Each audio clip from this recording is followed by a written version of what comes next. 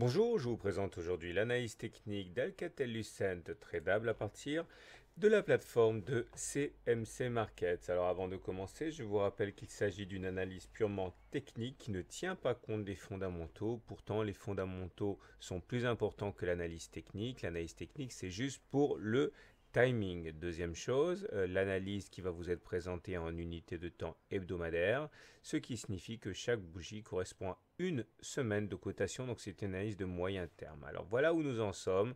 On va commencer par ce qui va bien et on va terminer par ce qui va moins bien. Alors pour ce qui va bien, c'est que la tendance pour l'instant est toujours haussière à moyen terme. Regardez, comme ici, les pics sont ascendants et les creux sont ascendants. C'est le cas aussi actuellement.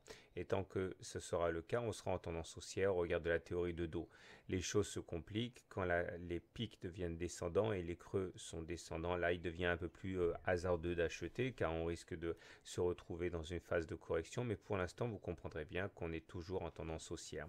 Il faudra bien sûr surveiller de près les 3 euros ici, puisque si on devait casser à la baisse les 3 euros, eh bien, on se retrouverait dans une tendance baissière au regard de la théorie de dos, puisque les pics deviendraient descendants et que les creux deviendraient descendants aussi. Mais pour l'instant, vous l'aurez compris, on n'y est pas du tout, on en est même loin. Alors maintenant, si on essaie de mener une analyse de type Ishimoku, là aussi, c'est assez rassurant, la tendance est haussière. Elle est haussière parce qu'on est au-dessus du nuage. Regardez, lorsque le nuage, c'est la zone qui est un petit peu plus foncée, ici. Lorsque l'on passe en dessous du nuage, on est en situation de grande vulnérabilité, on risque effectivement de baisser pas mal. Quand on passe au-dessus du nuage, là par contre les choses sont plutôt bien orientées. Et là vous pouvez le voir, on est au-dessus du nuage. Donc tant qu'on ne passe pas en dessous du nuage, eh bien le rebond peut apparaître à n'importe quel moment. Maintenant en zoomant un petit peu, on voit que des signaux d'alerte apparaissent à court terme puisque nous avons deux sentinelles qui nous alertent d'une inversion de tendance, c'est la Tenkan et la Kijun. Regardez comme la Tenkan a tendance à jouer un rôle de support. Et là, eh bien cette Tenkan a été cassée. Pareillement pour la Kijun, ici, tant qu'elle est en dessous des cours, elle sert de support. Mais une fois qu'elle a été cassée, eh bien il n'y a plus de support. Et là, on voit bien que cette semaine, eh bien, la bougie termine en dessous de la Kijun. Alors, il faut faire attention parce que très souvent on réclame une bougie de confirmation pour valider le fait que l'on ait cassé la Kijun. C'est-à-dire qu'il faudrait que la semaine prochaine on finisse en dessous de la Kijun aussi pour valider ça. Pour l'instant on n'y est pas encore, mais il est vrai que c'est assez mal parti à cet égard. En plus, regardez la configuration de ces deux bougies, ça s'appelle un avalement baissier, c'est-à-dire qu'il y a un corps vert et que le corps suivant il est rouge et le corps vert est compris dans le corps rouge. Alors il n'est pas de toute beauté cet avalement baissier parce qu'il faudrait pour bien faire que le corps rouge soit vraiment beaucoup plus gros que le corps vert. Ce n'est pas le cas, mais il demeure que c'est une sorte d'avalement baissier. Mais bon, vous l'aurez compris, tant qu'on est au-dessus du nuage, eh bien tous les espoirs sont permis. Alors maintenant, on va voir ce qui s'est passé récemment sur le graphe d'Alcatel-Lucent pour comprendre ce qui va se produire maintenant. Tout d'abord, regardez, on était à l'intérieur d'une grande figure d'élargissement descendante. C'est un cas d'école, c'est-à-dire que vous aviez deux obliques ici, bleus, qui descendent mais qui divergent. Et les objectifs, lorsqu'on a une figure d'élargissement descendante, c'est d'aller chercher les niveaux qui correspondent à tous les points auxquels on a accroché l'oblique haute. Autrement dit, 1, 2. On voit que ces objectifs, c'est pour ça que je dis que c'est un cas d'école, ont été touchés l'un après l'autre, ici et là. On a même eu droit à regardez ici, un throwback, parfait, puisque après avoir eu cassé l'oblique, on est revenu le tester avant de repartir vers le haut. C'est vraiment un cas d'école. Même le dernier objectif a été touché.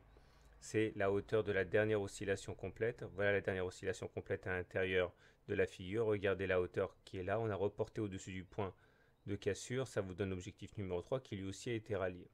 Donc une fois qu'on a eu rallié ça, il fallait trouver autre chose comme repère. Et là, regardez la précision d'Alcatel-Lucent quand on l'analyse avec l'analyse technique. On avait une fourchette d'Andrews ici. La fourchette d'Andrews, ça se trace en utilisant 3 points extrêmes consécutifs.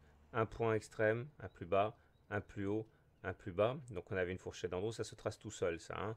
Et regardez comme le rôle d'aimant de la médiane a été parfait. Il a attiré les cours jusqu'au moment où on les a touchés. Une fois qu'on a eu cassé la médiane, on est revenu faire un throwback ici et on est reparti toucher au point près le haut de la fourchette d'Andrews.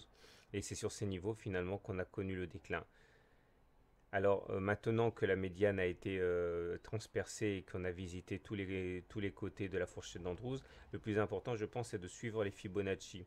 Regardez, si on prend la dernière grande jambe de hausse qui nous a amené de 1,8 à 4,6, eh bien, comme on peut le constater, chacun de ces niveaux de Fibonacci a bien joué son rôle d'aimant et de support à la fois.